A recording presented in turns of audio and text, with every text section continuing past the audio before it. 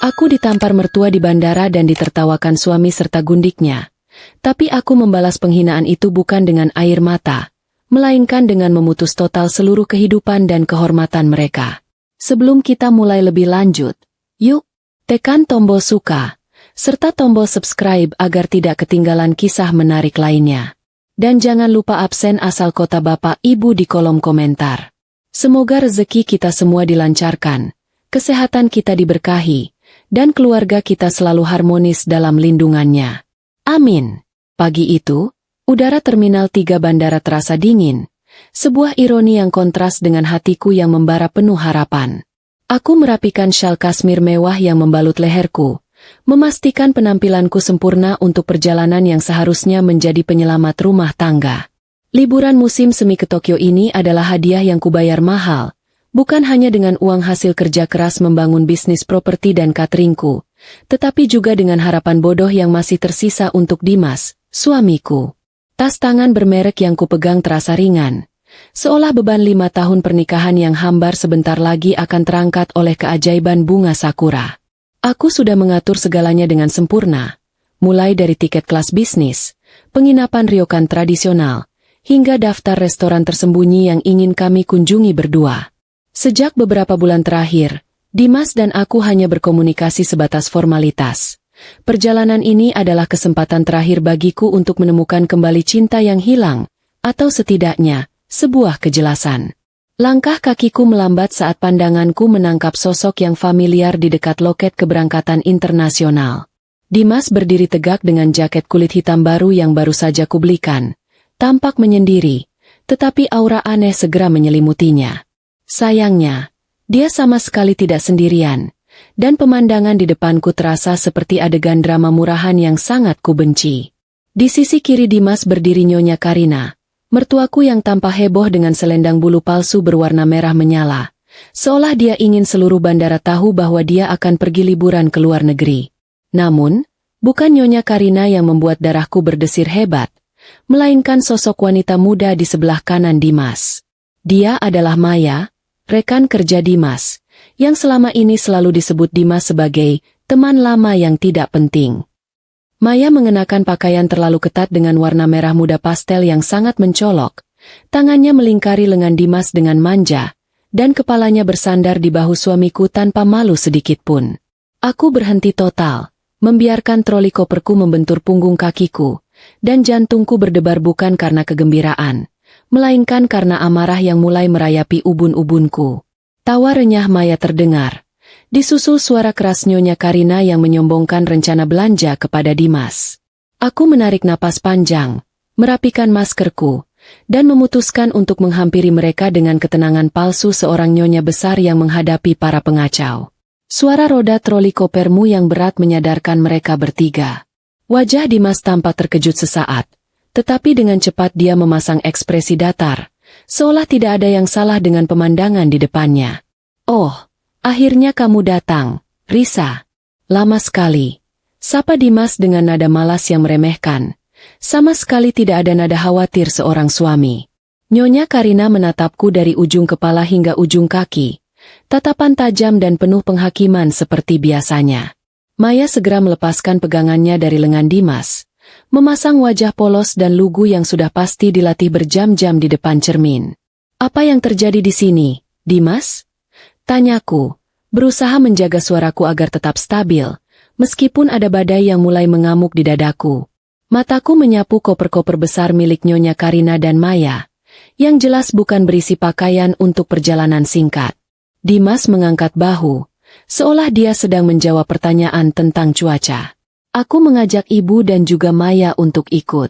Kan liburan ke Tokyo pasti lebih seru kalau ramai-ramai. Jawabnya dengan santai, terdengar seperti dia sedang memutuskan menu sarapan, bukan mengkhianati pernikahan kami. Dia menambahkan bahwa tidak adil jika aku bersenang-senang sendiri sementara ibu dan temannya hanya diam di rumah. Aku merasa seperti ditampar tanpa disentuh, mendengar alasan bodoh yang keluar dari mulut pria yang dulu kucintai. Perjalanan ini aku rencanakan untuk kita berdua, Dimas. Tegasku dengan dingin, mengingatkannya bahwa ini adalah waktu kami untuk quality time, bukan perjalanan rombongan sirkus. Nyonya Karina segera menyambar pembicaraan dengan suara nyaring, menuduhku sebagai istri yang pelit dan tidak tahu diri. Dia mengatakan bahwa aku punya banyak uang, tetapi terlalu perhitungan dengan mertua dan juga teman suamiku sendiri. Lihat Maya, Risa. Dia gadis baik dan sopan, berbeda dengan kamu yang kaku dan tidak tahu cara menghormati suami. Sembur Nyonya Karina, matanya menyala-nyala karena amarah. Maya menunduk pura-pura malu. Tetapi aku bisa melihat sudut matanya melirikku dengan tatapan mengejek penuh kemenangan. Hatiku mencibir. Betapa bodohnya dia berpikir aku akan tertipu dengan sandiwara drama sinetron ini. Maaf, Nyonya Karina. Aku yang membayar semua ini, dengan uang hasil kerja kerasku. Kataku perlahan, setiap kataku ucapkan dengan penekanan yang kuat. Aku menolak membiayai perjalanan Maya. Bagiku, membawa wanita asing dalam liburan pernikahan adalah penghinaan yang tidak bisa kumaafkan. Bahkan jika wanita itu adalah calon gundik favorit suamiku. Wajah Dimas berubah merah padam. Terlihat jelas dia merasa otoritasnya sebagai raja ditantang di depan ibu dan kekasihnya. Dimas membentakku. Suaranya menggelegar di area bandara yang sepi. Dia mengingatkanku bahwa sebagai istri, tugasku adalah patuh dan melayani, termasuk memuliakan tamu yang ia bawa. Pertengkaran kami yang mulai keras menarik perhatian beberapa calon penumpang lain. Aku mundur selangkah, menatap Dimas dengan tatapan paling tajam yang kumiliki. Kalau kamu ingin Maya ikut, kamu yang harus membayarnya, Dimas, kataku dengan suara mantap. Aku meminta Maya pergi saat itu juga karena aku tidak sudi liburanku dirusak oleh kehadiran wanita yang tidak tahu malu. Permintaanku membuat Maya langsung terisak. Tangisan pura-pura yang langsung membuat Nyonya Karina semakin murka. Dasar menantu tidak punya hati. Kamu jahat, Risa. Kamu pantas mendapatkan pelajaran. Raung Nyonya Karina. Wajahnya memerah karena emosi yang memuncak. Dimas tidak bergerak untuk melerai. Bahkan dia membiarkan ibunya menghinaku. Rasa sakit itu mulai merayap di hatiku. Tetapi aku membiarkan diriku merasakannya sebagai bahan bakar. Tiba-tiba, Nyonya Karina melangkah maju mendekatiku. Sebelum aku sempat bereaksi, tangan keriputnya yang dihiasi cincin emas besar melayang, dan sebuah tamparan keras mendarat di pipi kiriku. Suara tamparan itu begitu nyaring, mematikan semua bisikan dan gumaman di sekitar kami. Rasa perih yang menyengat langsung menjalar di kulit wajahku, disusul rasa panas yang merambat ke telinga. Aku terhuyung ke belakang. Tanganku memegangi pipiku yang berdenyut hebat. Darah segar menetes dari sudut bibirku yang pecah. Jatuh membasahi syal kasmir mahalku. Aku menatap Nyonya Karina dengan tatapan tidak percaya. Ini adalah pertama kalinya mertuaku main tangan. Nyonya Karina tidak berhenti. Dia meludah jijik ke arahku, lalu berteriak. Ini pelajaran agar kamu tahu diri, istri sombong. Yang lebih menyakitkan adalah melihat Dimas dan Maya di belakang Nyonya Karina. Dimas tidak membela. Ia hanya berdiri angkuh. Maya, dengan air mata palsu yang sudah kering, tersenyum kecil penuh kemenangan. Tawa kecil yang mereka bagi, bisikan kekejaman yang melayang di udara, lebih mematikan daripada tamparan Nyonya Karina. Mereka berdua telah merayakan kehancuranku di tempat umum, menegaskan bahwa aku, Risa, sudah tidak berarti apa-apa bagi mereka. Pada saat itu, sisa-sisa terakhir dari cinta, rasa hormat, dan harapan yang aku miliki untuk Dimas menguap tanpa sisa. Aku tidak menangis histeris. Aku tidak membalas pukulan itu. Aku hanya berdiri tegak, menyeka darah di daguku dengan punggung tangan, dan menatap lurus ke mata Dimas. Pandanganku berubah menjadi dingin, kosong, dan sangat tajam.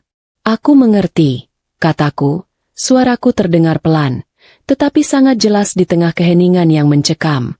Aku tidak akan berdebat lagi. Dimas tersenyum sinis, mengira aku akhirnya menyerah dan tunduk. Dia memerintahkanku untuk segera mengurus loket keberangkatan untuk mereka semua. Aku menggeleng pelan, senyum tipis terukir di bibirku yang pecah. Itu bukanlah senyum kepatuhan, melainkan senyum perpisahan. Aku menyerahkan kalian pada nasib kalian sendiri, bisikku pelan. Aku mengucapkan selamat berlibur dengan nada sarkasme yang menusuk, lalu berbalik badan. Aku meninggalkan troli koperku begitu saja dan mulai berjalan menjauh dengan langkah cepat namun pasti. Di belakangku, Dimas berteriak memanggil namaku, mengancam akan menceraikanku jika aku tidak kembali. Ancamannya hanya menggaung kosong di koridor terminal. Sama sekali tidak mempengaruhiku. Aku tidak menoleh sedikit pun. Di dalam kepalaku, rencana liburan romantis ke Tokyo telah mati. Yang ada hanyalah sebuah rencana baru yang jauh lebih dingin dan penuh perhitungan. Rencana untuk membalas setiap tetes darahku dengan kehancuran total bagi mereka bertiga. Tamparan tadi telah membangunkan seekor singa tidur dalam diriku. Aku tidak akan sekadar pergi. Aku akan memastikan mereka membayar mahal untuk setiap penghinaan dan rasa sakit yang mereka berikan hari ini.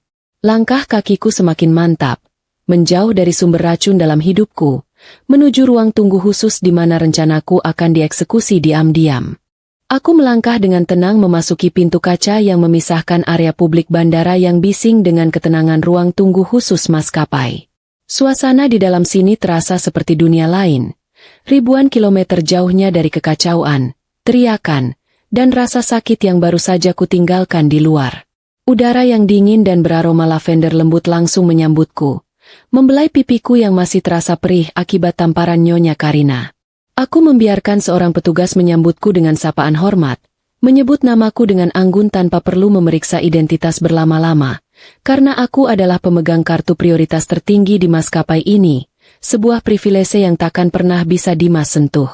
Aku memilih sofa tunggal yang empuk, menghadap langsung ke landasan pacu, tempat burung-burung besi raksasa berbaris rapi, siap mengantar mimpi orang-orang ke belahan bumi lain. Kontras sekali dengan tiga manusia yang sedang berdiri kaku di meeting pond tadi, yang kini hanya akan menghadapi kenyataan pahit Jakarta yang panas. Aku menyandarkan punggungku yang terasa kaku, berusaha meredakan denyutan di pipiku. Rasa sakit fisik itu memberiku kejernihan mental yang luar biasa. Setiap denyutan seolah menjadi penghitung mundur menuju pembalasan. Seorang pramukantin datang membawakan minuman dingin berwarna oranye kemerahan dan handuk hangat. Aku menerima handuk itu, perlahan menekannya ke pipiku yang lebam, merasakan sensasi hangat yang sedikit meredakan nyeri. "Terima kasih," bisikku pada pramukantin itu. Suaraku terdengar serak.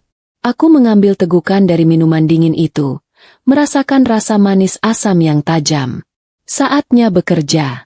Aku mengeluarkan gawai tabletku dari tas tangan, memasukkan kode sandi, dan mengakses aplikasi perbankan serta maskapai penerbangan.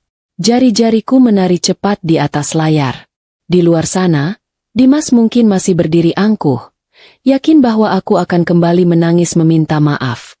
Dia pasti sedang berpikir aku hanya merajuk, membutuhkan waktu untuk menenangkan diri, dan sebentar lagi akan meneleponnya sambil merengek. Betapa bodohnya dia. Dia lupa bahwa aku, Risa, bukan wanita yang gampang ditaklukkan. Langkah pertamaku sangat krusial, memotong rute mereka. Aku menemukan kode pemesanan tiket kami untuk perjalanan Jakarta-Tokyo. Dengan sekali ketuk tombol, status pemesanan untuk Dimas, Nyonya Karina, dan Maya berubah menjadi dibatalkan, cancelet. Aku melakukan pembatalan itu atas nama pemegang akun utama, dengan alasan keamanan mendesak.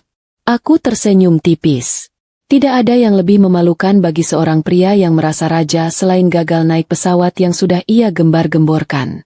Selanjutnya, adalah bagian yang paling kunanti-nanti, pemusnahan sumber daya. Aku membuka menu manajemen kartu kredit. Ada 3 kartu yang terhubung ke rekening utamaku. Kartu utamaku, kartu tambahan untuk Nyonya Karina, yang sering dia gunakan untuk membeli perhiasan dan arisan, dan kartu platinum milik Dimas, yang selalu dia banggakan seolah itu adalah hasil kerja kerasnya sendiri. Padahal, kartu itu hanyalah kartu tambahan yang limitnya kubatasi dan terhubung ke rekeningku. Satu persatu, aku menonaktifkan kartu-kartu itu. Klik. Kartu Nyonya Karina. Status: dinonaktifkan permanen. Aku membayangkan wajah merahnya saat dia mencoba menggesek kartu itu di butik mewah favoritnya di luar negeri. Klik. Kartu platinum Dimas. Status: dinonaktifkan permanen. Kartu kebanggaannya. Kartu yang ia gunakan untuk mentraktir rekan-rekan kerjanya dan membeli hadiah murahan untuk Maya, kini hanyalah sepotong plastik tak berguna. Aku beranjak ke rekening bank utama. Dimas memiliki akses debit terbatas ke rekening bersama, yang 90% saldonya berasal dari keuntungan bisnis properti dan cateringku. Aku segera mengubah semua kata sandi, kode PIN, dan memblokir akses mobile banking Dimas. Aku bahkan memanggil bank, bukan menelepon, tetapi melalui layanan video call prioritas yang eksklusif, memberikan instruksi jelas untuk menonaktifkan semua akses dana atas nama suamiku, dengan alasan dugaan penipuan dan penyalahgunaan dana. Proses ini sangat mudah dan cepat. Hal ini membuktikan betapa ringkihnya Dimas tanpa embel-embel namaku. Dia selalu lupa bahwa aku adalah otak di balik semua kekayaan ini. Aku yang memiliki dokumen hukum lengkap, termasuk perjanjian pranikah pisah harta yang dulu dia tanda tangani tanpa membacanya karena silau dengan janji kemewahan. Dimas hanyalah parasit yang beruntung, dan kini, aku baru saja memutus inangnya. Aku mengambil tegukan lagi dari minumanku, merasakan cairan dingin itu mengalir lembut di tenggorokanku. Sementara aku di sini menikmati kedamaian dan ketenangan, di luar sana, drama kekacauan mereka pasti sudah dimulai. Dimas, Nyonya Karina, dan Maya berjalan angkuh menuju loket penerbangan internasional. Dimas masih berpikir Risa hanya merajuk. Nyonya Karina menyombongkan diri kepada Maya tentang hotel mewah di Tokyo. Sikap sombong mereka membuatku muak. Mereka yakin 100%. Hanya masalah waktu sampai Risa kembali merangkak. Seorang petugas loket menyambut mereka dengan senyum profesional. Dimas, dengan gaya sok bos besarnya, meletakkan tumpukan paspor dan secari kertas berisi kode pemesanan di meja. Petugas itu mulai mengetik kode pemesanan itu ke dalam sistem. Keheningan sejenak. Aku bisa membayangkan ketegangan yang mulai menyelimuti mereka di sana. Petugas itu mengerutkan kening, mencoba mengetik ulang kodenya. Kali ini lebih lambat, memastikan tidak ada kesalahan. Dimas mulai mengetuk-etukan jarinya dengan tidak sabar. Sementara Nyonya Karina mengipas-ngipas wajahnya dengan majalah. Maya mulai mengeluh kakinya pegal karena sepatu hak tinggi yang ia kenakan. Petugas itu mengangkat wajahnya. Senyumnya sedikit memudar menjadi ekspresi bingung dan menyesal. Petugas itu menjelaskan bahwa kode pemesanan yang diberikan Dimas tidak dapat ditemukan dalam sistem. Dimas terbelalak. Dia bersikeras bahwa itu tidak mungkin, menuduh sistem komputer maskapai yang bermasalah. Petugas itu dengan sabar menjelaskan, data riwayat pemesanan memang ada, Bapak. Tetapi status tiket untuk seluruh penumpang dalam kode booking ini telah dibatalkan secara sepihak oleh pemegang akun utama sekitar 10 menit yang lalu. Suara petugas itu datar, tetapi dampaknya seperti petir yang menyambar di siang bolong. Wajah Dimas yang tadi merah karena marah kini pucat seketika. Pembatalan itu dilakukan tepat setelah aku berjalan pergi meninggalkan mereka. Hantaman realitas mulai memukul kesadaran Dimas. Aku tidak sekadar menggertak. Aku benar-benar memutus akses mereka. Nyonya Karina yang mendengar kata dibatalkan, langsung meledak. Ia berteriak histeris, memaki-maki maskapai dan meneriakkan namaku dengan serapah kasar. Suara cempreng Nyonya Karina membuat penumpang di kelas ekonomi menoleh, berbisik-bisik, dan mulai merekamnya dengan ponsel. Maya mulai panik. Ia mengguncang lengan Dimas dan bertanya dengan nada manja yang dibuat-buat. Mas Dimas, bagaimana nasib liburan kita? Aku sudah packing banyak sekali. Rasa malu mulai menjalar di wajah Dimas. Dia mencoba menenangkan ibunya yang mulai tantrum seperti anak kecil. Dimas buru-buru mengeluarkan ponselnya, mencoba menghubungi nomor pribadiku. Terdengar nada sambung sekali, lalu terputus. Ketika dia mencoba menelepon lagi, operator memberitahukan bahwa nomor yang dituju sedang tidak aktif. Aku sudah mematikan ponselku, atau mungkin, aku sudah memblokir nomornya. Dimas tidak akan pernah tahu. Keringat dingin mulai mengalir di pelipis Dimas. Dia terjebak dalam situasi yang sangat memalukan. Dia tidak bisa pulang begitu saja, karena sudah sesumbar kepada tetangga dan rekan kerjanya bahwa dia akan pergi ke Jepang. Gengsinya terlalu tinggi untuk menyeret koper kembali ke rumah. Dengan tangan gemetar, Dimas mengeluarkan dompetnya. Dia mengambil kartu kredit platinum yang selama ini ia banggakan, meyakinkan dirinya bahwa limit kartu itu masih sangat besar, Dan aku pasti belum sempat memblokirnya. Kartu itu sebenarnya adalah kartu tambahan dari rekeningku. Tetapi Dimas selalu menganggapnya sebagai miliknya sendiri. Dimas berkata kepada petugas bahwa dia akan membeli tiket baru on the spot untuk 3 orang. Meskipun harganya akan jauh lebih mahal. Petugas itu menggesek kartu tersebut ke mesin. Mesin itu berbunyi panjang dan mengeluarkan selembar kertas kecil. Petugas membacanya. Dan dengan nada sopan namun tegas mengatakan bahwa transaksinya ditolak oleh bank penerbit. Dimas tidak percaya. Dia menyuruh petugas mencoba lagi. Hasilnya sama. Ditolak.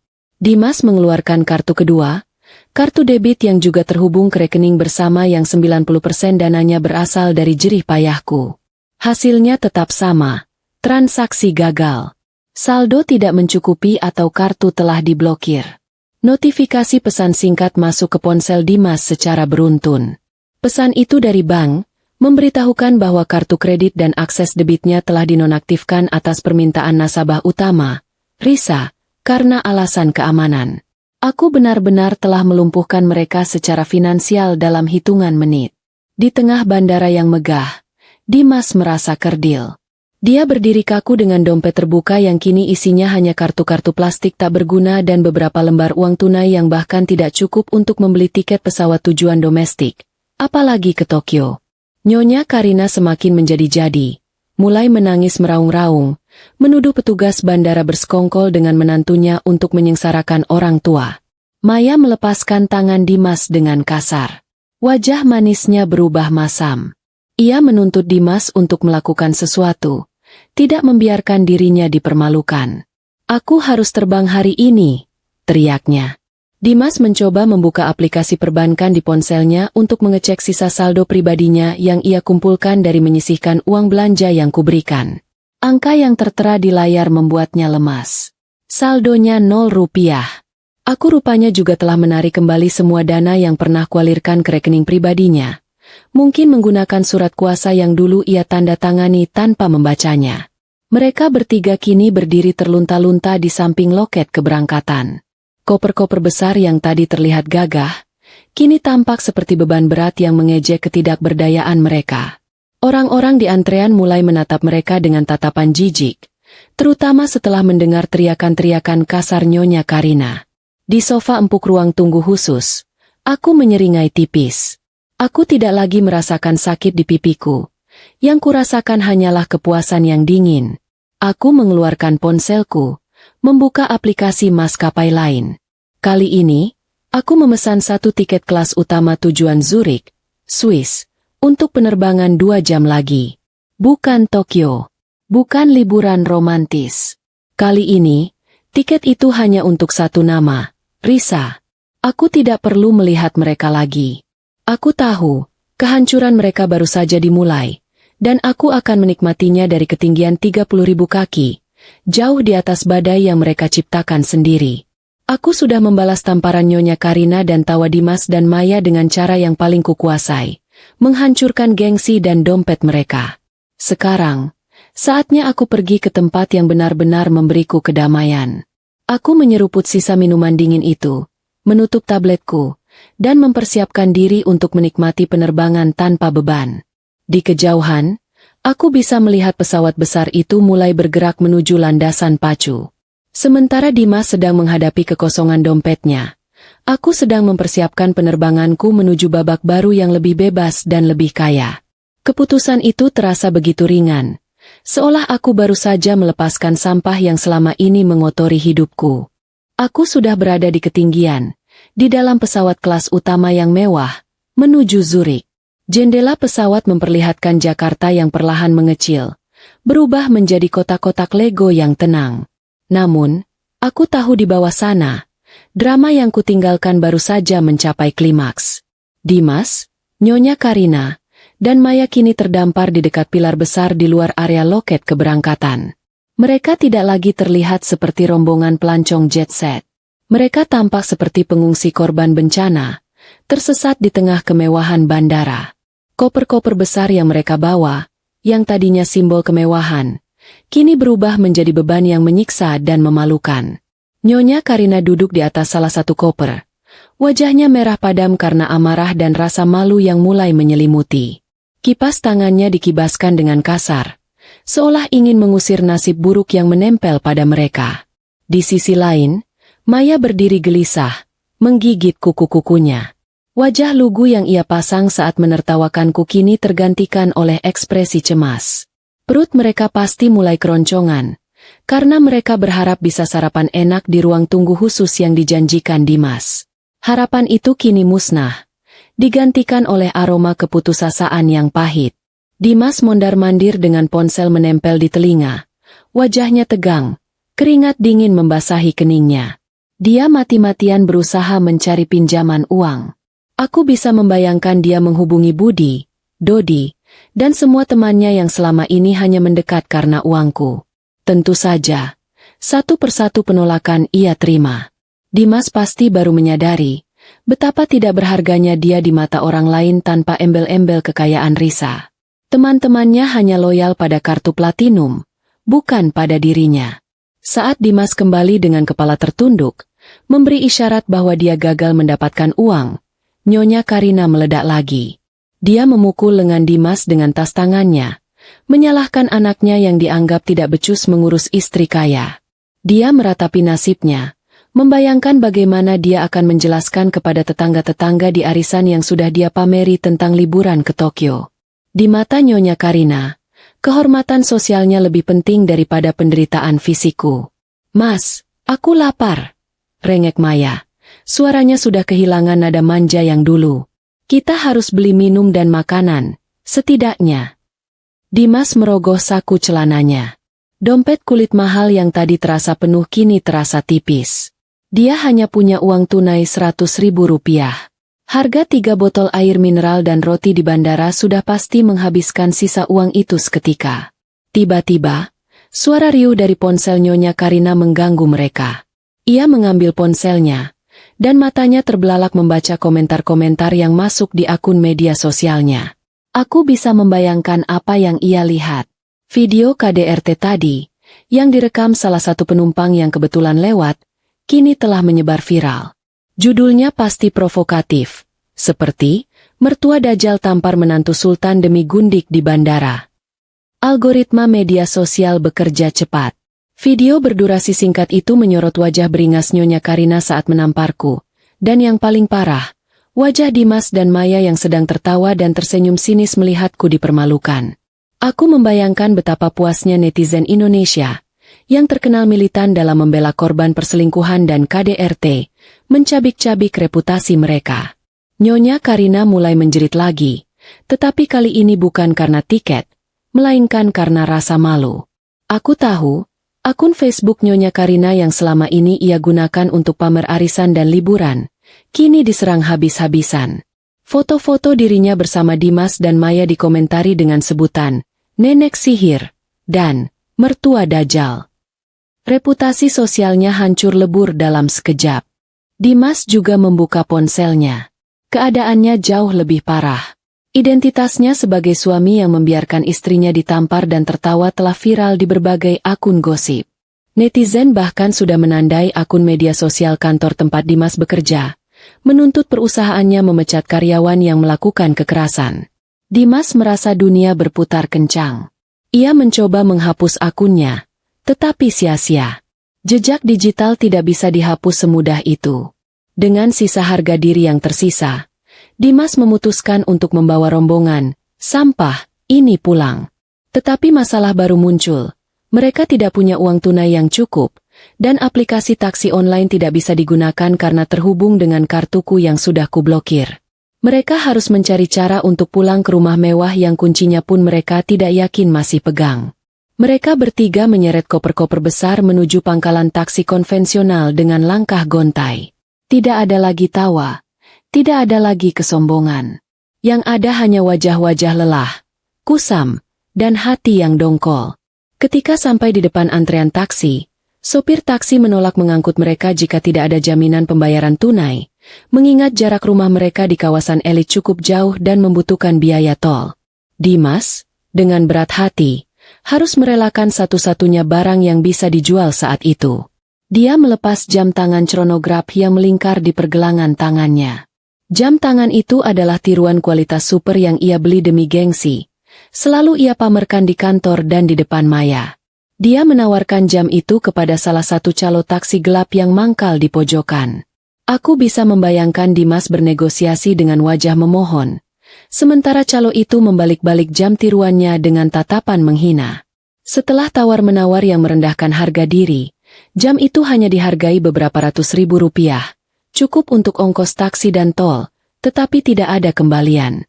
Betapa ironisnya, pria yang selalu memamerkan kekayaan istrinya kini harus menjual barang palsu demi ongkos taksi.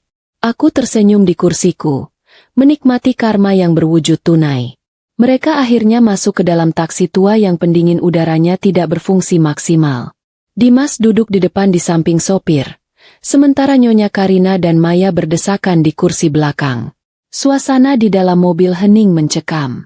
Hanya suara mesin mobil yang menderu kasar, bercampur dengan bau keringat dan penyesalan.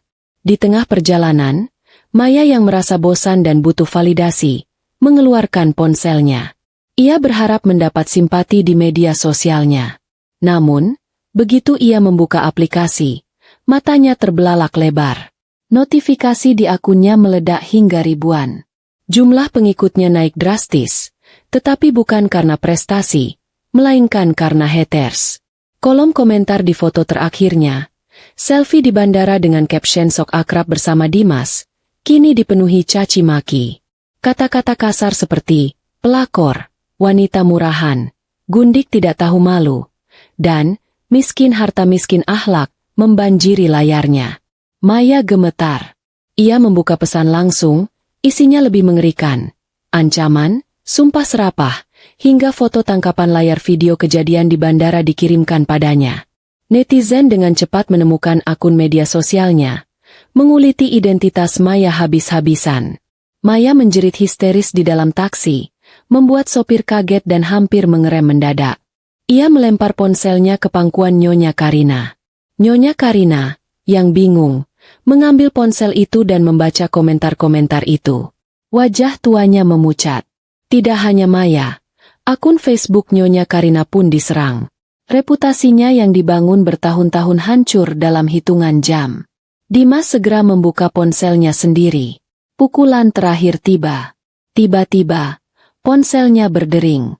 Nama Pak Hendra, CEO perusahaan, muncul di layar. Jantung Dimas serasa berhenti berdetak. Dimas. Suara Pak Hendra di seberang sana terdengar dingin, tegas, dan tanpa basa-basi. Saya baru saja melihat video yang beredar. Perusahaan tidak mentolerir tindakan kekerasan dan pembiaran kekerasan, apalagi terhadap istri sendiri. Citra perusahaan bisa rusak jika mempertahankan orang sepertimu. Dimas mencoba menyela. Pak, ini salah paham. Saya bisa jelaskan. Tidak ada yang perlu dijelaskan. Potong Pak Hendra. Bukti video sudah jelas. Mulai saat ini juga, kamu diberhentikan secara tidak hormat.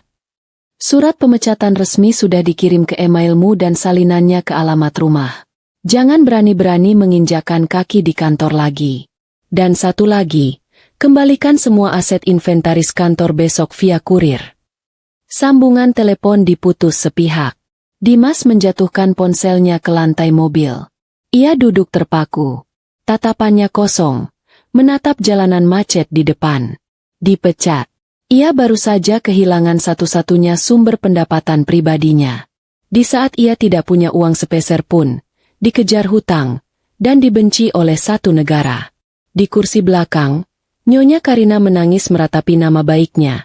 Dan Maya sibuk menghapus foto-fotonya sambil memaki-maki netizen.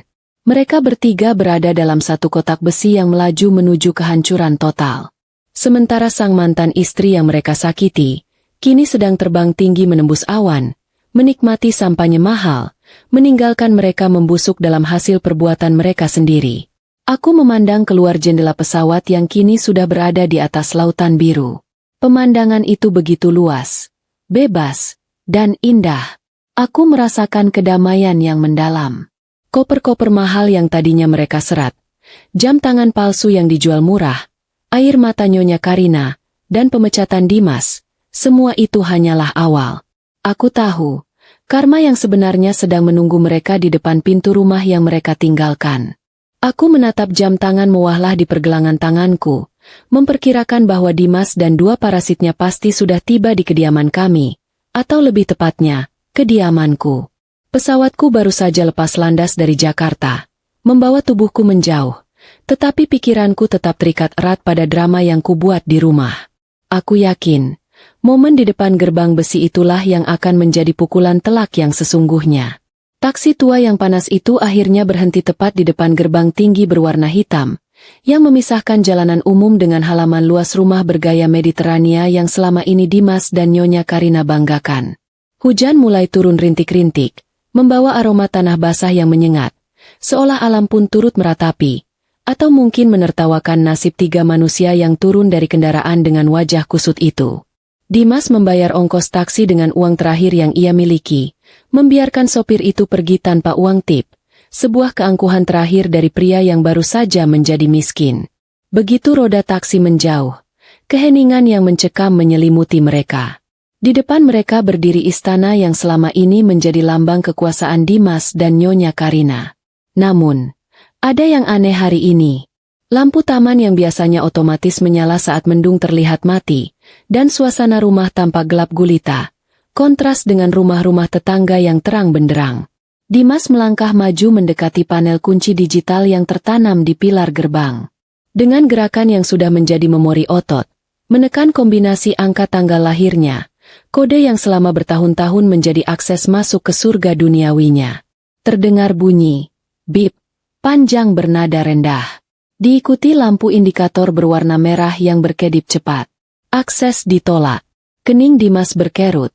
Ia mengira mungkin salah tekan karena gugup. Ia mencoba lagi, kali ini lebih perlahan, menekan angka demi angka dengan penuh penekanan. Hasilnya sama.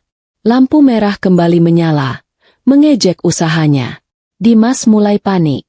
Ia mencoba kode cadangan tanggal lahir Nyonya Karina, lalu tanggal pernikahan kami. Semuanya gagal.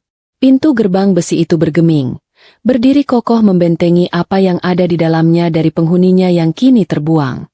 Nyonya Karina yang sudah tidak sabar mulai mengomel, menyuruh Dimas untuk segera membuka pintu, karena gerimis mulai berubah menjadi hujan lebat. Maya, yang make-upnya mulai luntur terkena air hujan, berdiri menggigil sambil memeluk lengannya sendiri.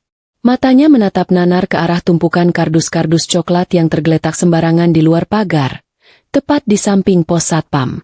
Tumpukan itu ditutupi terpal biru seadanya agar tidak basah, tetapi ujung-ujungnya tetap terciprat lumpur. Firasat buruk merayapi hati Maya. Ia menyenggol lengan Dimas, menunjuk tumpukan itu dengan dagunya. Belum sempat Dimas memeriksa tumpukan kardus itu, pintu kecil di pos satpam terbuka. Keluarlah Pak Rahmat, satpam yang sudah bekerja di rumah itu sejak lama, yang selalu loyal pada keluarga besarku. Pak Rahmat biasanya menyambut Dimas dengan hormat, tetapi kali ini, dia berdiri tegak dengan seragam lengkap. Wajahnya datar tanpa senyum dan tatapannya tajam. Di tangannya, ia memegang sebuah papan jalan berisi dokumen. Pak Rahmat tidak membukakan gerbang. Ia justru berdiri menghalangi akses panel kunci, memposisikan dirinya sebagai tembok pemisah antara Dimas dan rumah itu.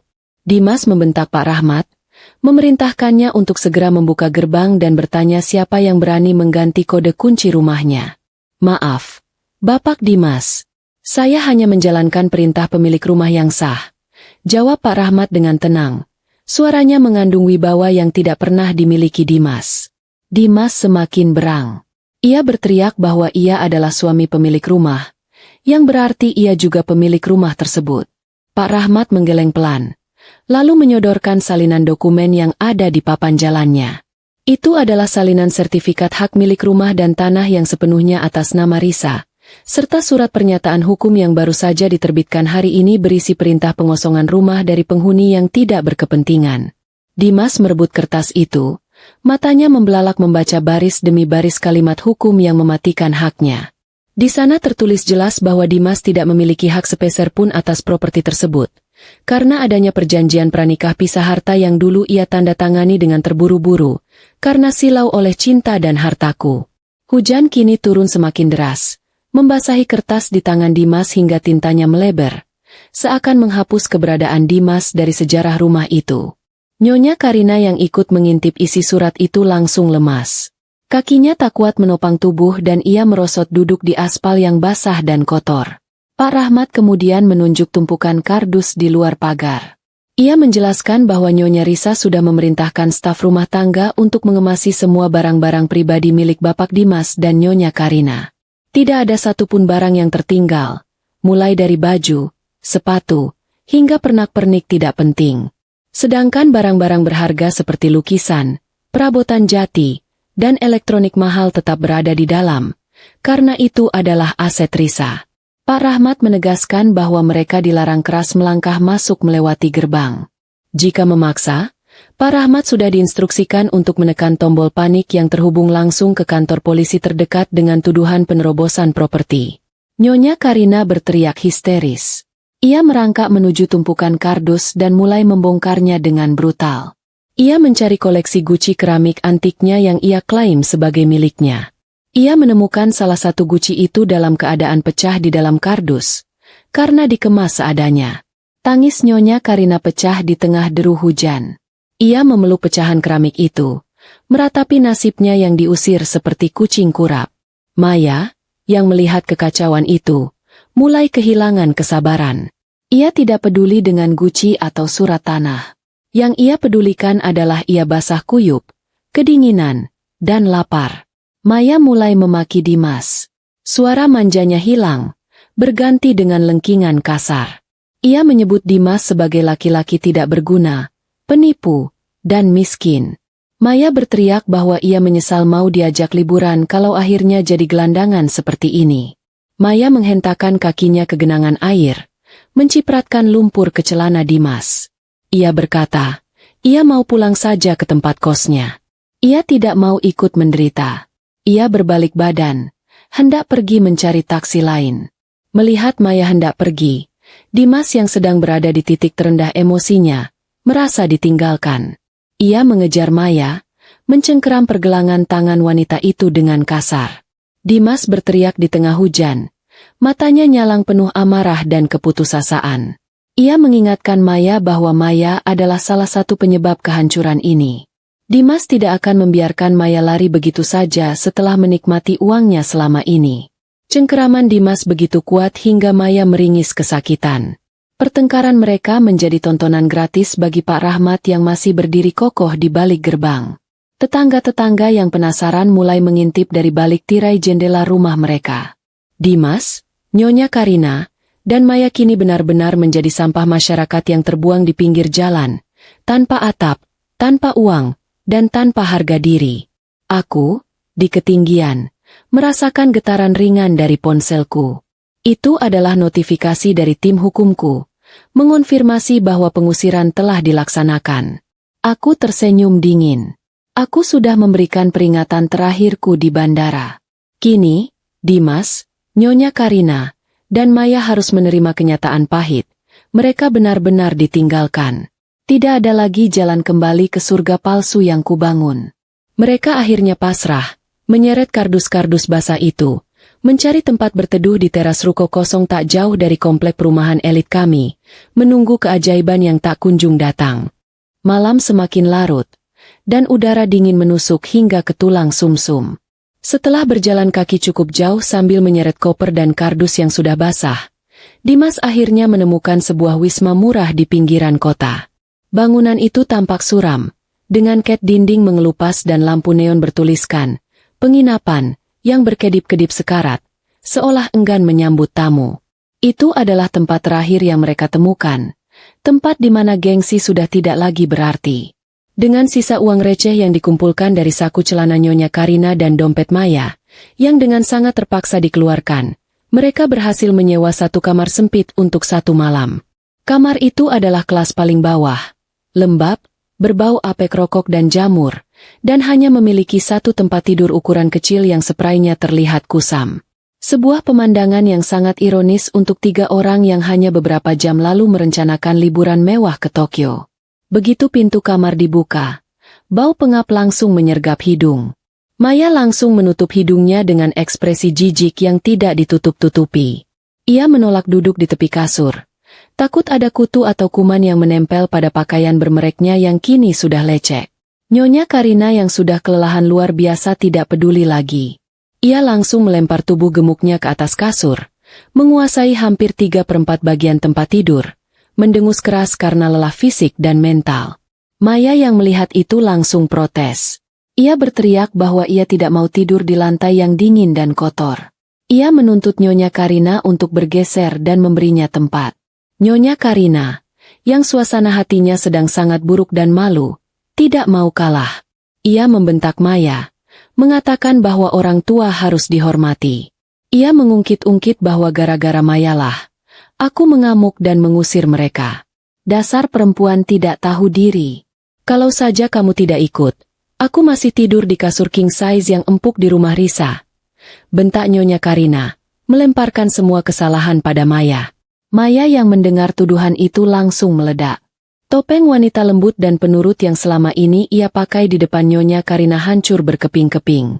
Maya membalas dengan kata-kata kasar, menyebut Nyonya Karina sebagai orang tua serakah yang cuma mau numpang hidup enak, dan munafik karena Nyonya Karina juga menikmati uang yang diberikan Dimas, dari uangku. Terjadilah perebutan lahan tidur yang memalukan. Maya menarik selimut yang dipakai Nyonya Karina. Nyonya Karina menjambak rambut Maya yang basah. Mereka bergulingan di atas kasur apek itu, saling cakar dan saling maki layaknya kucing liar berebut sisa makanan. Itu adalah pemandangan paling jujur dari hubungan busuk mereka. Penuh ego, serakah, dan hanya didasari kepentingan. Dimas hanya bisa duduk di kursi kayu reot di sudut kamar, memegangi kepalanya yang terasa mau pecah. Ia melihat dua wanita yang paling ia bela mati-matian di bandara tadi kini saling menyakiti di motel murahan. Pemandangan itu menampar kesadarannya. Inikah kebahagiaan yang ia pertaruhkan dengan mengorbankan istri setianya? Ia menatap lantai dengan pandangan kosong, menyadari betapa bodohnya ia menukar ketenangan dan kemewahan sejatiku dengan drama vulgar dan kemiskinan instan. Di tengah keributan yang sudah mereda menjadi isak tangis kelelahan, pandangan Dimas tertuju pada pesawat telepon kabel tua yang menempel di dinding kamar. Sebuah ide gila muncul di benaknya. Mungkin saja, hanya mungkin, Risa masih memiliki sedikit rasa kasihan. Mungkin aku akan luluh jika mendengar suaranya yang memelas. Dimas mendekati telepon itu. Ia tahu ia tidak bisa menelepon ke luar negeri secara langsung dari telepon motel tanpa deposit. Tetapi ia ingat, ia punya satu kartu panggilan internasional bekas yang pernah ia beli untuk keperluan kantor. Dengan tangan gemetar, ia memasukkan kode akses dan memutar nomor ponsel pribadiku yang ia hafal di luar kepala. Dering telepon tersambung. Jantung Dimas berdegup kencang. Dering pertama, dering kedua, dering ketiga. Dimas hampir menutup telepon karena putus asa. Namun, tiba-tiba suara itu terdengar. Halo. Suaraku terdengar jernih, tenang, dan ada latar suara gemertak kayu terbakar, suara perapian.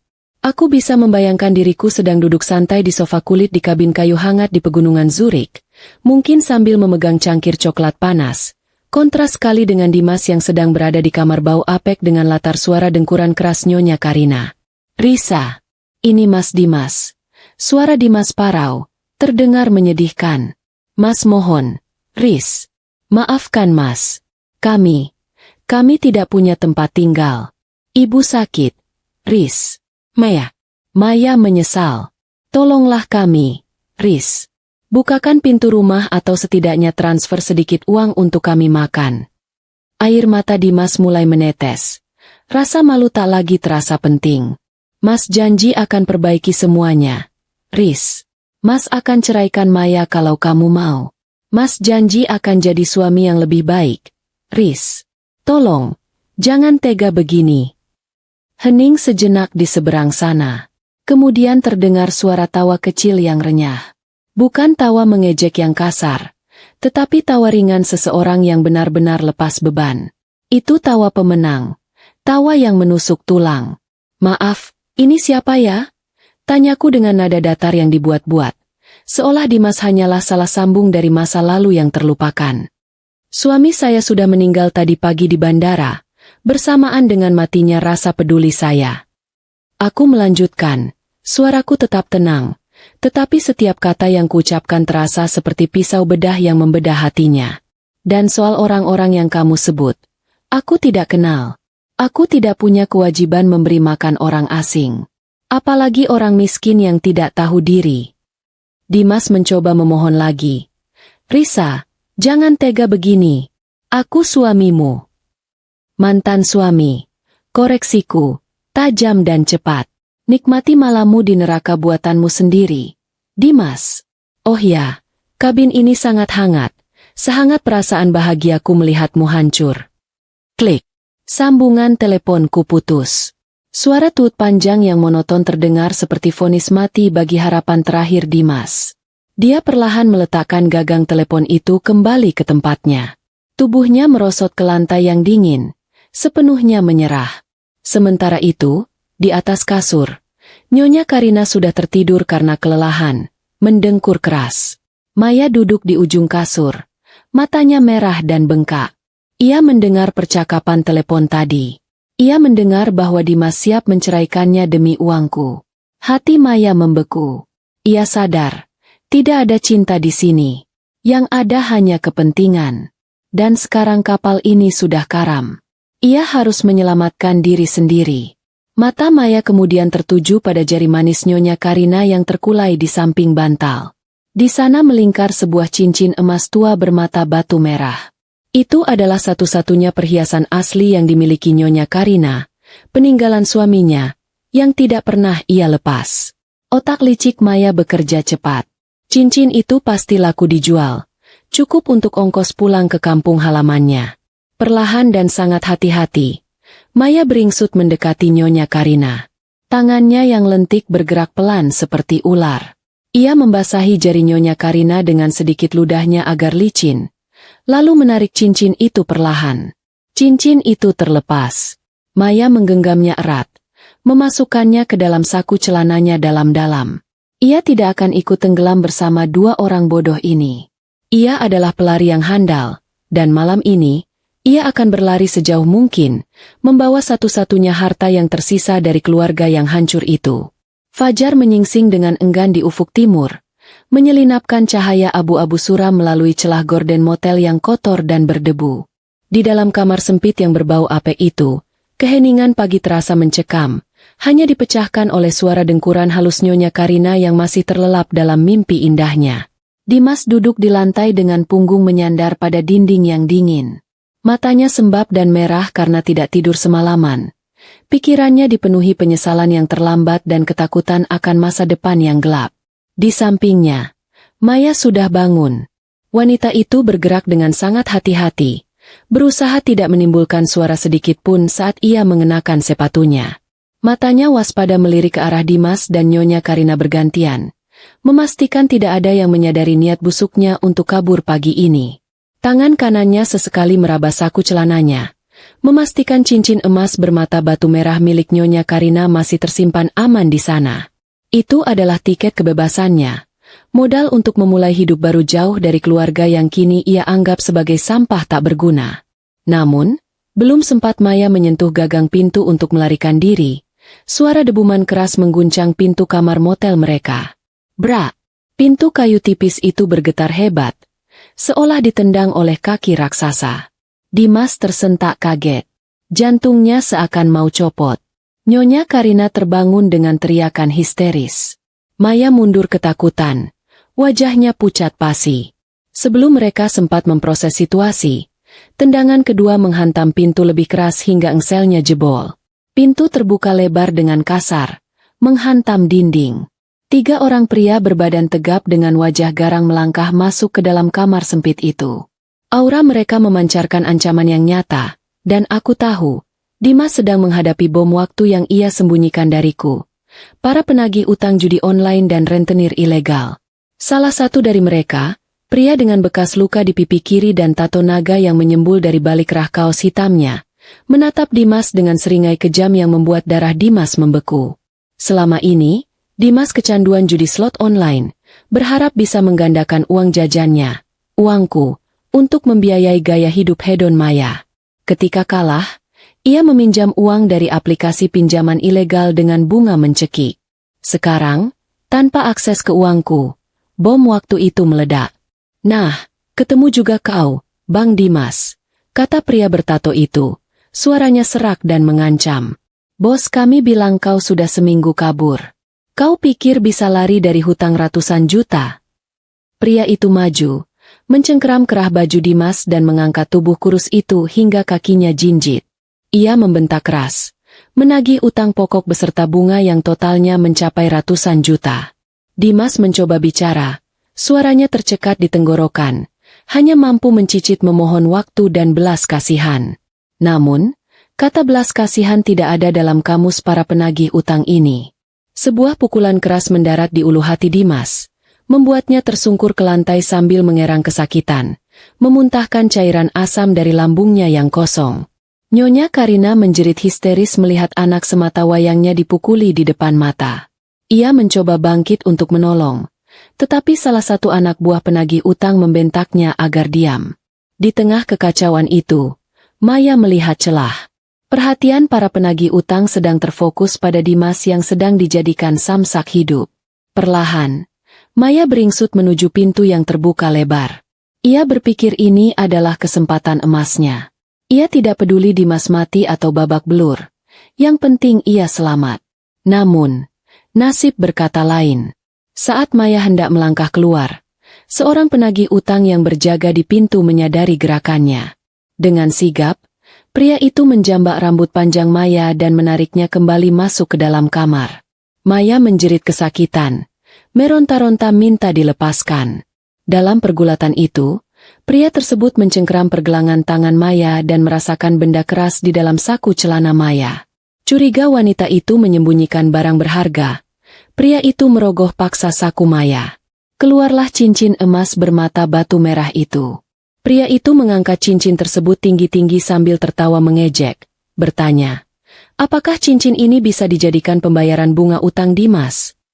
Mata Nyonya Karina terbelalak lebar melihat cincin kesayangannya. Cincin peninggalan almarhum suaminya, yang seharusnya ada di jari manisnya, kini berada di tangan penagih utang, yang diambil dari saku Maya. Kesadaran menghantam Nyonya Karina dengan telak. Wanita yang selama ini ia puja-puja sebagai calon menantu idaman yang ia bela mati-matian di depanku, ternyata adalah seorang pencuri. Amarah Nyonya Karina meledak, melebihi rasa takutnya. Ia bangkit dari kasur, menerjang ke arah Maya dengan kuku-kuku jarinya yang tajam. Ia tidak peduli pada penagih utang di sekelilingnya. Fokusnya hanya satu, menghancurkan Maya. Terjadilah pemandangan yang sangat tragis sekaligus ironis di kamar sempit itu. Dimas mengerang kesakitan di lantai di bawah kaki penagih utang, sementara ibunya bergulat di atas kasur dengan kekasih gelapnya. Nyonya Karina menjambak rambut Maya, memaki-makinya sebagai maling dan perempuan sundal. Maya yang terdesak tidak tinggal diam. Ia mencakar wajah Nyonya Karina, berteriak bahwa Nyonya Karina adalah wanita tua bodoh yang pantas ditipu. Para penagih utang itu justru tertawa melihat pertunjukan drama keluarga yang hancur berantakan di depan mereka. Mereka mulai mengobrak-abrik isi tas dan koper, mengambil ponsel, jam tangan, dan sisa uang receh, menganggapnya sebagai sitaan awal.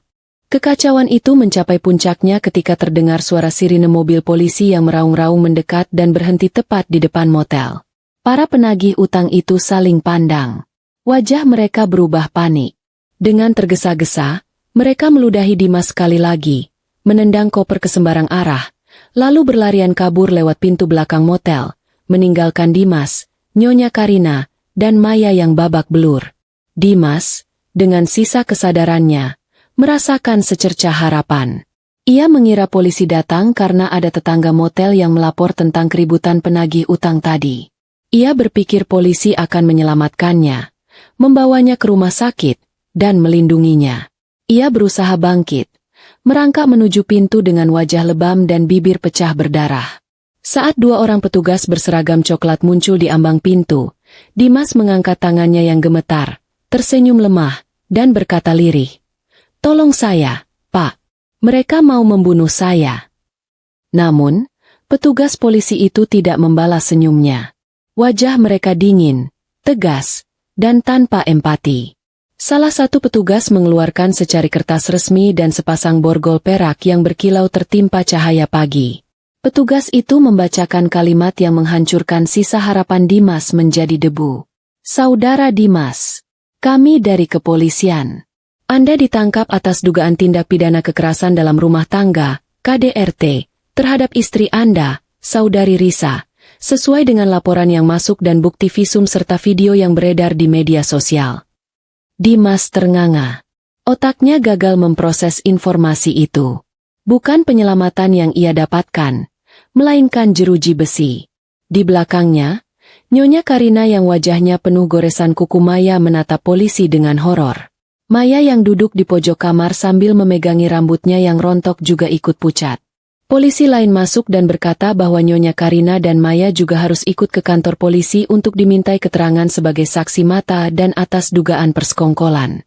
Pagi itu berakhir dengan Dimas diseret keluar dari motel dengan tangan terborgol. Ditonton oleh penghuni motel lain dan warga sekitar yang berkerumun penasaran. Ia berjalan tertatih-tatih, bukan menuju bandara untuk liburan, melainkan menuju mobil patroli yang akan membawanya ke sel tahanan yang dingin dan pengap. Langit di atasnya tampak mendung gelap, seolah ikut menutupi pintu belas kasihan bagi seorang suami yang telah mengkhianati ketulusan istrinya.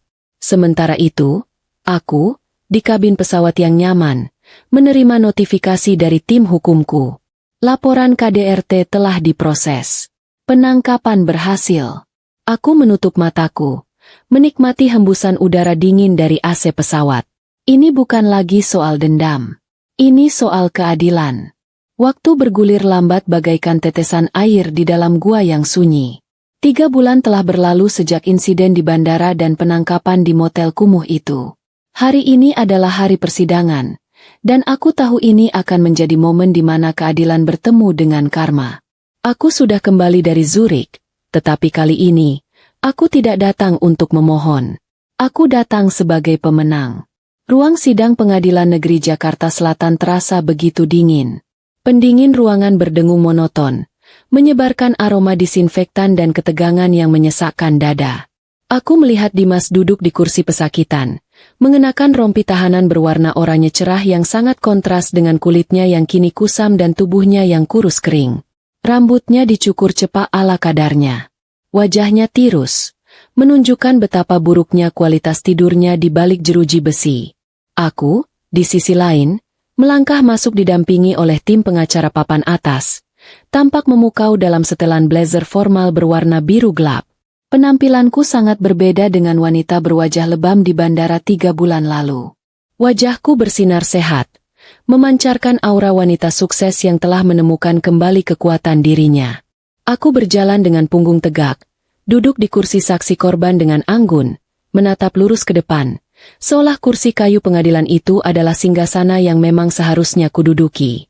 Hakim mengetuk palu, memulai persidangan. Disinilah drama pengkhianatan yang sesungguhnya dimulai.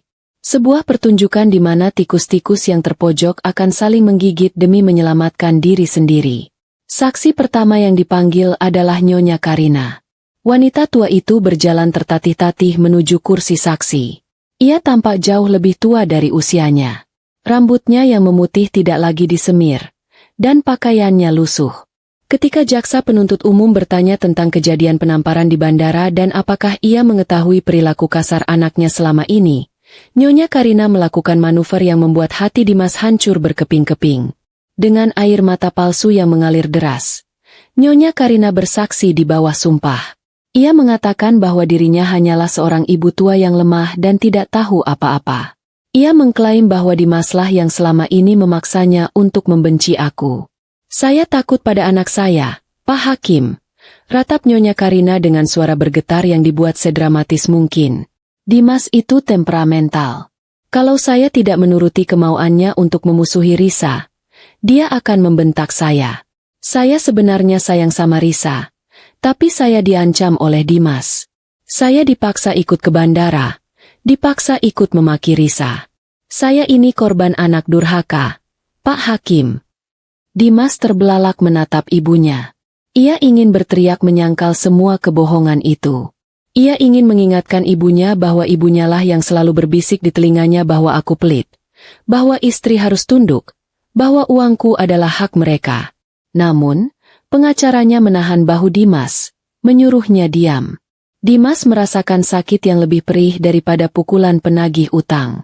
Ibu kandungnya sendiri, orang yang ia bela hingga ia menampar istrinya, kini membuangnya seperti sampah demi menghindari jeratan hukum. Saksi berikutnya adalah Maya, mantan kekasih gelap yang menjadi pemicu semua ini. Maya masuk dengan wajah tertunduk, mengenakan pakaian sopan yang tertutup, mencoba membangun citra wanita lugu yang tersesat. Kesaksian Maya tak kalah mematikan. Di hadapan hakim, Maya mengaku bahwa ia tidak tahu Dimas sudah beristri pada awalnya. Sebuah kebohongan besar yang membuatku tersenyum sinis di kursiku. Saya ditipu, Pak Hakim, ucap Maya dengan suara lirih. Mas Dimas mengaku sebagai duda kaya raya yang sedang mencari pendamping hidup. Dia menjanjikan kemewahan, menjanjikan liburan ke luar negeri. Saya tidak tahu kalau uang itu hasil memeras istrinya. Kalau saya tahu, saya tidak akan mau. Saya juga korban kebohongan laki-laki ini. Maya melemparkan semua kesalahan pada Dimas. Ia menyangkal ikut memanas-manasi suasana di bandara. Ia menyangkal pernah menghina. Ia memposisikan dirinya sebagai gadis polos yang terjebak dalam jaring manipulasi Dimas. Dimas menatap Maya dengan tatapan nyalang. Wanita yang dulu bermanja-manja padanya, yang berkata, "Aku mencintaimu selamanya." Mas, kini menikamnya tepat di jantung di depan hukum. Tidak ada cinta, tidak ada loyalitas. Semua itu palsu, seplastik kartu kredit yang gagal digesek di bandara. Ketika giliran aku memberikan kesaksian tambahan, suasana hening seketika. Aku tidak berteriak, tidak menangis, dan tidak memaki. Aku hanya menyerahkan sebuah berkas tebal kepada hakim. Itu bukan sekadar bukti KDRT. Yang mulia hakim, ini adalah bukti baru yang jauh lebih berat. Penggelapan aset perusahaan. Ujarku, suaraku tenang namun bergema. Aku menjelaskan, selama aku pergi, aku memerintahkan tim audit independen untuk memeriksa keuangan perusahaan properti warisan ayahku, di mana Dimas diberi jabatan manajer operasional. Hasil audit itu mengerikan. Yang mulia, kataku. Dimas terbukti telah menggelapkan dana perusahaan miliaran rupiah selama 2 tahun terakhir dengan memalsukan info vendor dan markup biaya renovasi. Uang itulah yang digunakan Dimas untuk berjudi online dan membiayai gaya hidup Maya serta ibunya. Aku menatap mata hakim. Ini bukan lagi masalah rumah tangga. Yang mulia, ini adalah kriminalitas murni. Terdakwa tidak hanya melukai fisik saya, tapi juga mencuri hak karyawan-karyawan saya dan menghancurkan integritas perusahaan. Saya memohon keadilan seadil-adilnya. Dimas terduduk lemas di kursinya. Keringat dingin mengucur deras. Ia tahu tamatlah riwayatnya. Kasus KDRT saja sudah bisa membuatnya dipenjara bertahun-tahun. Ditambah dengan kasus penggelapan dana dalam jumlah besar, ia mungkin akan menghabiskan sisa masa mudanya membusuk di dalam sel. Sementara itu, karma bagi Nyonya Karina dan Maya telah terjadi di luar persidangan. Setelah memberikan kesaksian palsu yang memberatkan Dimas, Nyonya Karina diusir oleh kerabat jauh tempat ia menumpang sementara. Mereka malu memiliki saudara yang viral sebagai mertua jahat dan pengkhianat anak. Terlunta-lunta, Nyonya Karina berakhir di sebuah panti sosial di pinggiran kota, tidur di atas matras tipis, dan makan dengan lauk seadanya. Nasib Maya tidak lebih baik. Wanita itu mencoba menyelinap keluar lewat pintu samping untuk menghindari wartawan, tetapi wajahnya sudah terlalu terkenal. Ia mendapat email pemberhentian dari tempat kerjanya dan diusir dari kos mewahnya. Ia menjadi gelandangan di jalanan Jakarta, dikejar-kejar oleh penagih utang pinjaman online yang menggunakan KTP-nya. Kecantikannya tidak bisa menyelamatkannya dari kehancuran yang ia tanam sendiri. Aku melihat Dimas digiring kembali ke sel tahanan sementara. Ia sempat berpapasan denganku di lorong. Dimas ingin membuka mulutnya, ingin mengucapkan kata maaf, tetapi lidahnya keluh.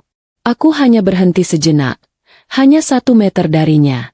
Kau tahu, Dimas, bisikku pelan. Aku dulu rela mati untukmu.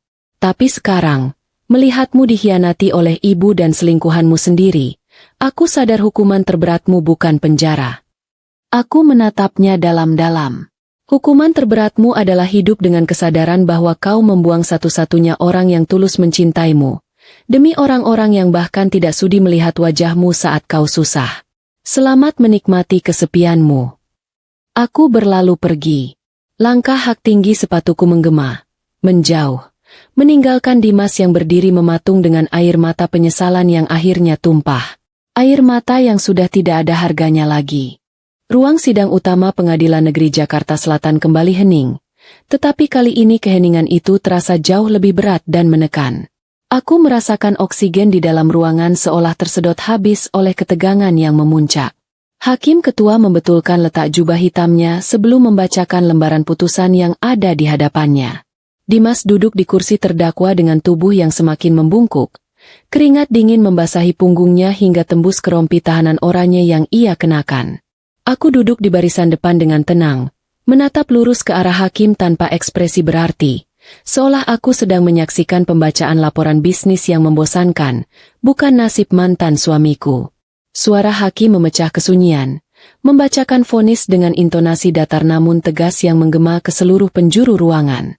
Berdasarkan bukti-bukti yang tidak terbantahkan, termasuk visum, rekaman video yang viral, kesaksian para saksi, serta bukti audit forensik keuangan perusahaan, majelis hakim menyatakan terdakwa Dimas secara sah dan meyakinkan bersalah melakukan tindak pidana kekerasan dalam rumah tangga secara fisik dan psikis, serta tindak pidana penggelapan dana perusahaan secara berlanjut.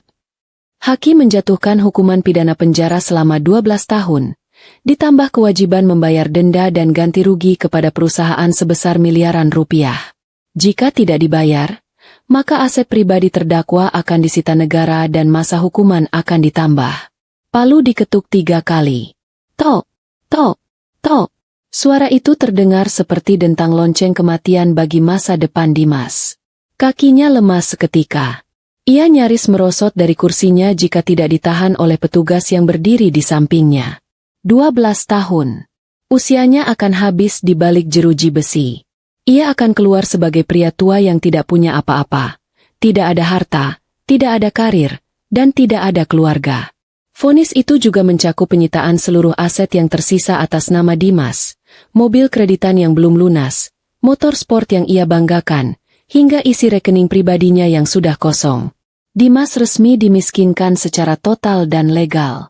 Ia menoleh ke belakang, mencari wajah ibunya atau Maya, berharap ada setitik simpati. Namun, bangku pengunjung kosong. Mereka sudah kabur lebih dulu sebelum palu diketuk. Takut terseret lebih jauh. Sementara itu, di luar gedung pengadilan, karma terus bekerja dengan presisi yang menyakitkan. Maya mencoba menyelinap keluar lewat pintu samping untuk menghindari wartawan. Namun, wajahnya yang sudah terlalu terkenal membuatnya mudah dikenali. Sekelompok ibu-ibu yang geram melihat videonya di bandara meneriakinya, melempari Maya dengan botol air mineral kosong dan sisa makanan. Maya berlari terbirit-birit. Air matanya tumpah karena rasa malu dan takut. Penderitaan Maya baru saja dimulai. Ponselnya berdering terus-menerus, bukan dari teman yang ingin menghibur, tetapi dari nomor-nomor asing yang meneror. Para penagih utang pinjaman online yang menggunakan kartu identitasnya akibat ulah Dimas. Tanpa pekerjaan, tanpa tempat tinggal, dan dikejar utang, Maya yang dulu sombong dan manja kini menggelandang di jalanan Jakarta, menyadari bahwa kecantikannya tidak bisa menyelamatkannya. Bagi Nyonya Karina, karma datang dengan cara yang sunyi namun menyakitkan. Setelah memberikan kesaksian palsu, ia diusir oleh kerabat jauh tempat ia menumpang. Mereka malu memiliki saudara yang viral sebagai mertua jahat dan pengkhianat anak. Terlunta-lunta dengan tas pakaian yang berat, Nyonya Karina mencoba melakukan satu hal nekat. Ia naik ojek menuju rumah orang tuaku, berharap besanku itu masih punya hati nurani untuk menampung wanita tua sepertinya. Sesampainya di gerbang rumah orang tuaku yang megah, Nyonya Karina dihadang oleh satpam. Ia memohon-mohon, bahkan bersujud di aspal panas. Namun, satpam itu menyampaikan pesan dingin dari ibuku. "Maaf, Bu. Nyonya berpesan bahwa beliau tidak mengenal Ibu. Beliau juga bilang panti sosial milik pemerintah lebih cocok untuk menampung orang yang tidak punya keluarga." Nyonya Karina hancur. Akhirnya, Satpol PP yang sedang berpatroli mengamankan Nyonya Karina karena dianggap gelandangan yang mengganggu ketertiban umum. Ia dibawa ke panti sosial, menjalani hari tua dalam penyesalan yang tak berujung, tanpa ada anak atau menantu yang akan menjenguknya. Seminggu setelah vonis, aku memutuskan untuk mengunjungi Dimas di Rutan Cipinang untuk yang terakhir kalinya, sebelum ia dipindahkan ke Lapas Nusa Kambangan. Di ruang kunjungan yang dibatasi kaca tebal dan jeruji besi, Dimas dibawa masuk oleh petugas. Penampilannya sangat mengenaskan. Rambutnya dicukur habis. Wajahnya kusam penuh jerawat dan bekas luka yang belum sembuh. Tubuhnya kurus kering, seperti tulang berbalut kulit. Aura kesombongan yang dulu selalu ia pancarkan telah lenyap sepenuhnya, digantikan oleh aura keputusasaan yang gelap.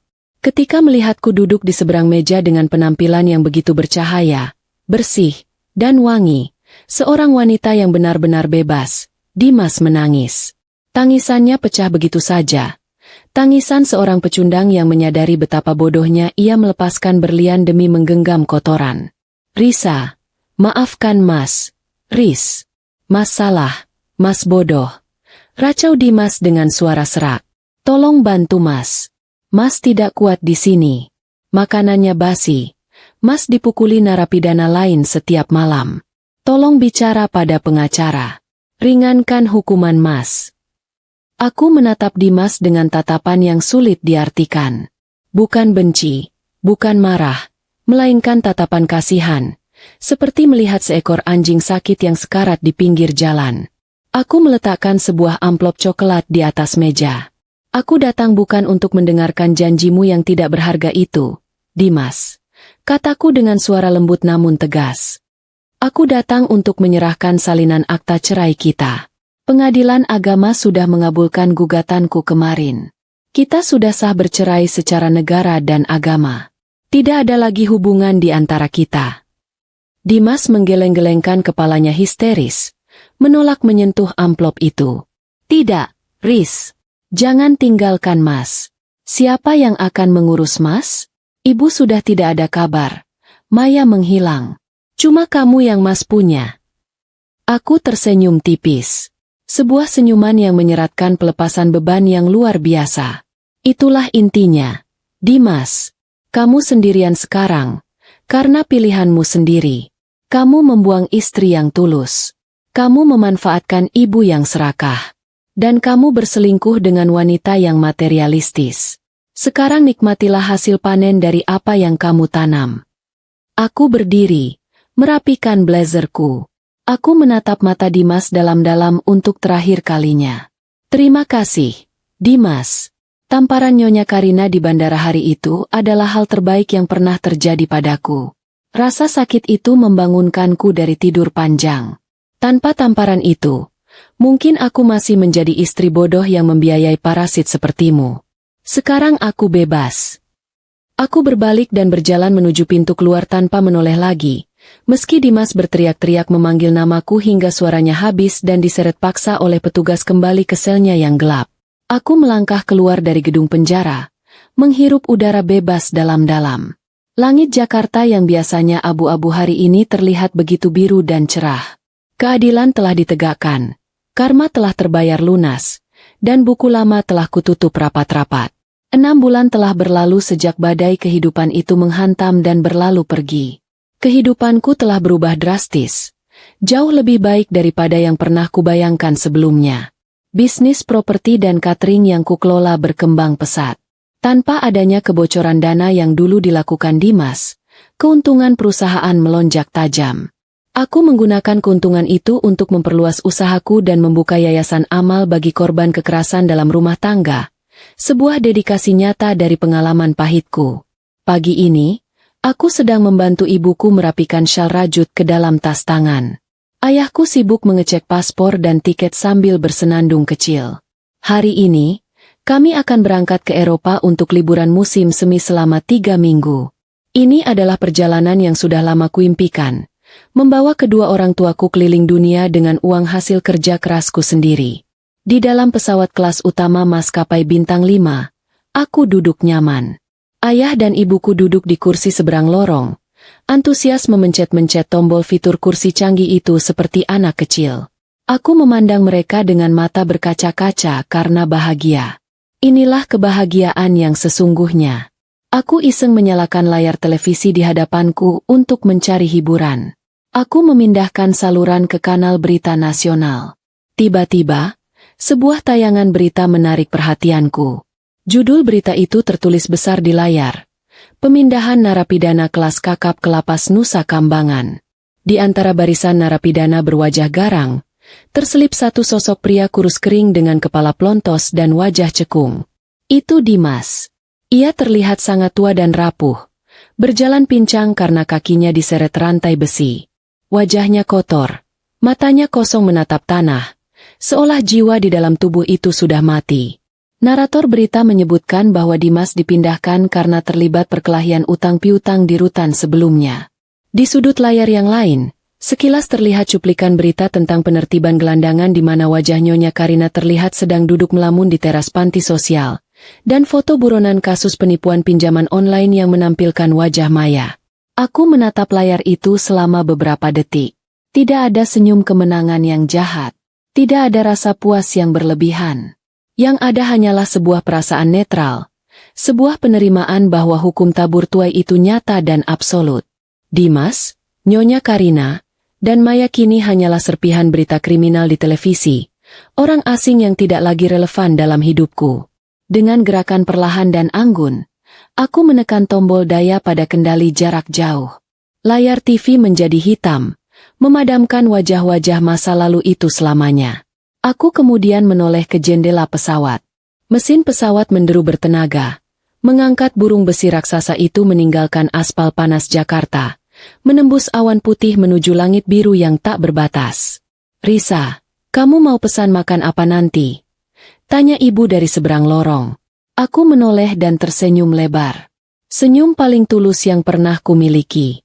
"Apa saja, Bu. Asal makan sama ibu dan ayah. Semuanya pasti enak." Aku menyandarkan punggungku, menarik selimut lembut sebatas dada, dan menutup mataku. Badai telah berlalu, menyisakan tanah yang subur untuk bunga-bunga baru bermekaran. Kini, di ketinggian 30.000 kaki, aku menyambut datangnya kebebasan abadi dalam hidupku, menuju surga yang kubangun dengan tanganku sendiri. 2 tahun telah berlalu sejak palu hakim diketuk, sejak tangisan Dimas menghantam kaca pembatas di ruang kunjungan penjara, dan sejak aku terakhir kali menghirup udara beraroma dendam. Musim dingin dan badai kehidupan telah lama berlalu, digantikan oleh musim semi abadi dalam jiwaku. Kini, di balik jendela kantor baruku yang berlatar belakang cakrawala Jakarta yang membentang luas, aku melihat keindahan yang datang dari kekuatan melepaskan.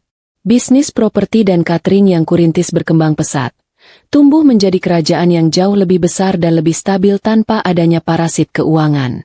Aku tidak lagi hanya dikenal sebagai istri sultan yang viral, tetapi sebagai pengusaha wanita inspiratif yang tangguh dan dermawan. Aku mendirikan Yayasan Mawar Tegar, sebuah rumah singgah dan pusat bantuan hukum bagi para korban kekerasan dalam rumah tangga. Mengubah bekas lukaku menjadi mercusuar bagi wanita lain adalah bentuk penyembuhan tertinggi bagiku.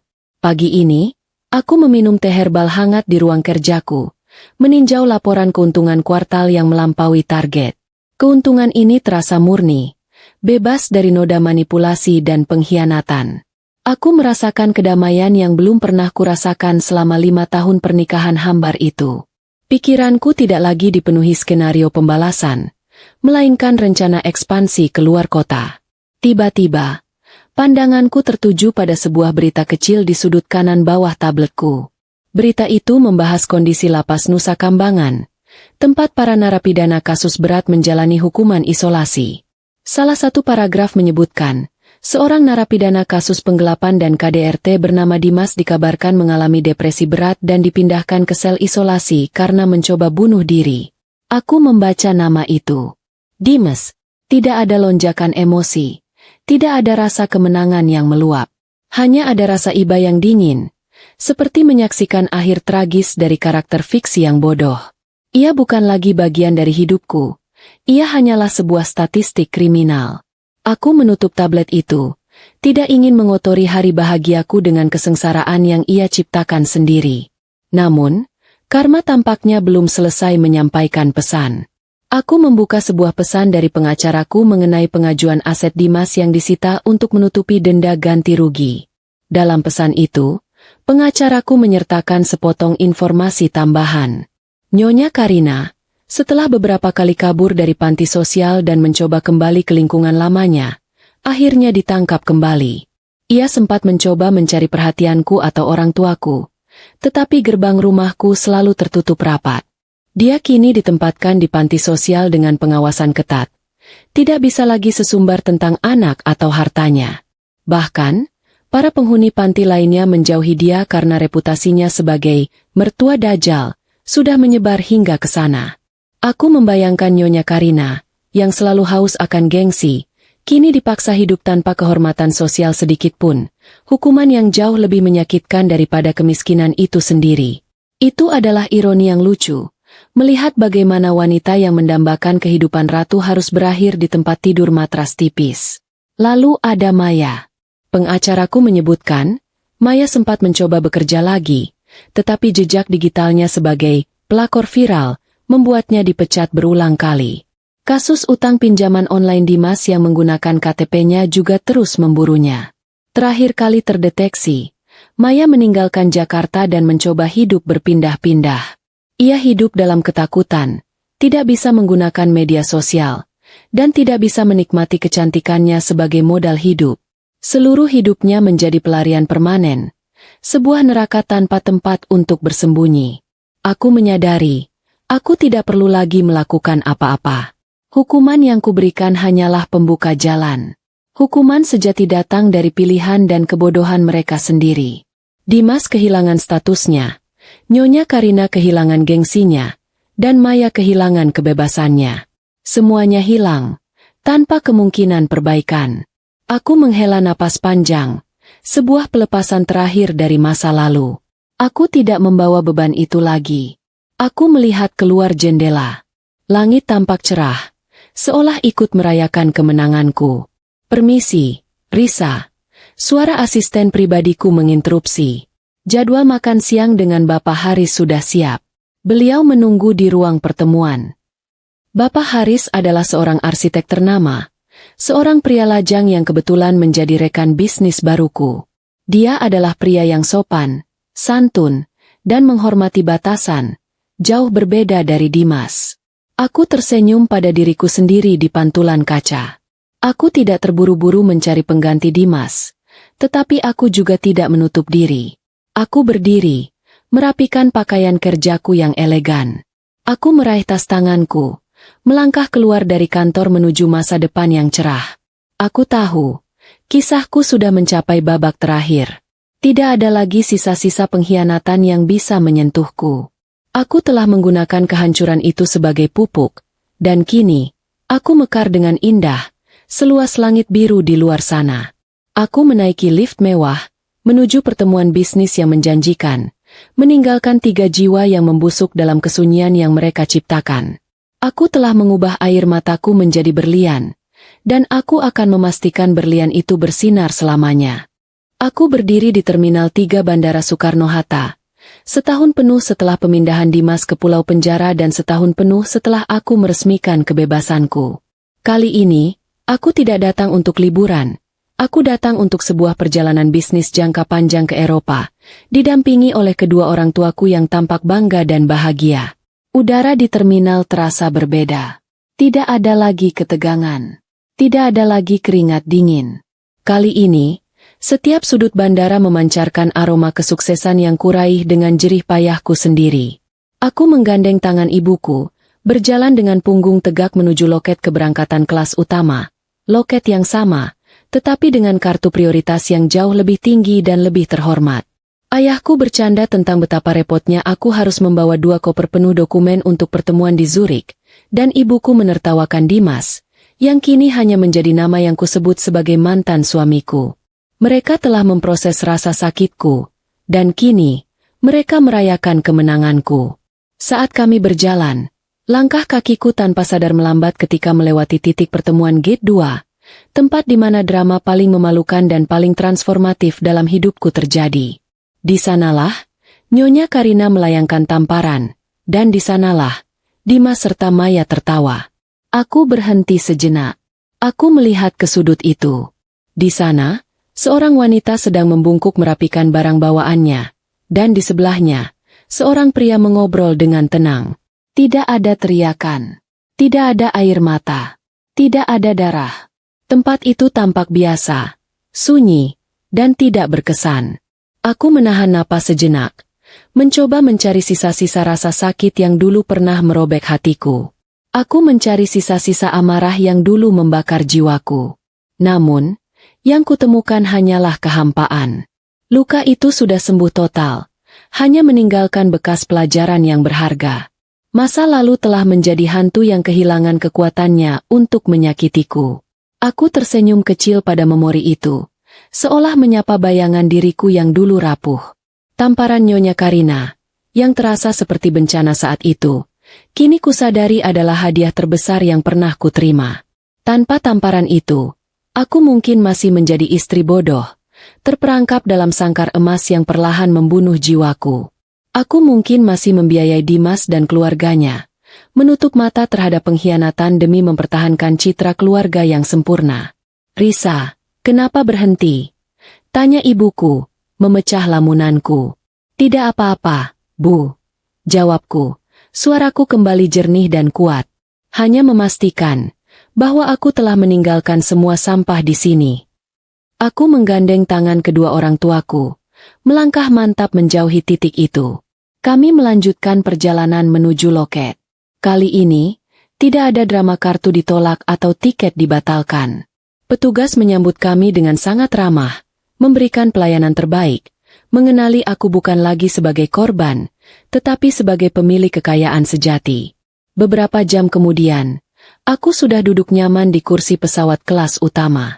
Ayahku sudah terlelap di kursi yang bisa direbahkan menjadi tempat tidur datar. Sementara ibuku sibuk membaca majalah bisnis yang menampilkan diriku di halaman depan. Aku memandang keluar jendela, menatap awan putih yang membentang tanpa batas. Aku menyadari, perjalanan ini bukan hanya soal urusan bisnis. Ini adalah perayaan kebebasan yang mutlak. Kebebasan dari rasa takut. Kebebasan dari rasa malu. Kebebasan dari ilusi cinta yang palsu. Aku tidak lagi mencari kebahagiaan dari pengakuan orang lain atau dari kehadiran seorang pria. Kebahagiaan telah kutemukan di dalam diriku sendiri, dibangun dari keberanian, harga diri, dan ketegasan. Aku mengeluarkan ponselku, membuka galeri, dan menatap foto terakhirku bersama Dimas. Foto pernikahan kami. Di foto itu, kami tampak bahagia, tetapi aku tahu, senyum itu palsu. Dengan gerakan hati yang damai, aku menghapus foto itu. Itu adalah tindakan simbolis terakhir, memutuskan setiap ikatan, bahkan ikatan memori digital. Dimas, Nyonya Karina, dan Maya kini hanyalah bayangan samar di masa lalu yang takkan pernah bisa menyentuhku lagi. Mereka terkunci dalam neraka yang mereka ciptakan sendiri, menjalani hukuman yang berlipat ganda, hukuman penjara, hukuman kemiskinan, dan yang paling menyakitkan, hukuman kesepian abadi. Mereka hanya memiliki satu sama lain, dan mereka saling membenci. Aku menyandarkan punggungku, menarik selimut lembut sebatas dada. Aku menutup mataku, merasakan getaran mesin pesawat yang menderu, membawaku semakin tinggi, menembus lapisan atmosfer, menuju langit yang tak berbatas. Aku tidak lagi membawa beban dendam. Aku hanya membawa pelajaran. Aku tahu, aku telah menabur keadilan, dan aku menuai kebebasan yang abadi. Musim salju yang dingin dan menyakitkan dalam hidupku telah berakhir. Kini, aku terbang menuju cakrawala yang kubangun sendiri, seluas dan secerah masa depan yang membentang di hadapanku.